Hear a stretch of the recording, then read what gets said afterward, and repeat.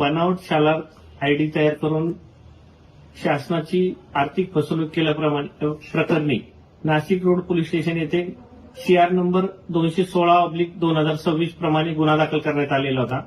त्यामधील आरोपी नामे संजय भास्करराव गरुड यास नातेपोते जिल्हा सोलापूर येथील एका फार्म हाऊसवरून अटक करण्यात आलेली आहे.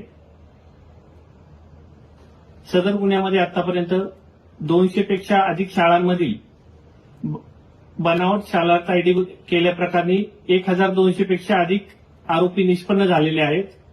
घोटाळ्याची सध्याची व्याप्ती ही 160 कोटीची आहे.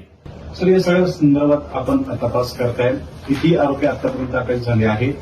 शोध अनेकांचा सुरू आहे. नेमकं या सगळ्या प्रकारामध्ये शिक्षण संस्था पण किती आहे? काही माहिती आली आतापर्यंत?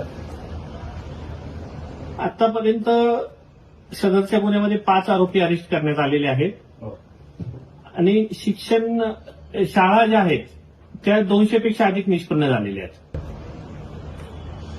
या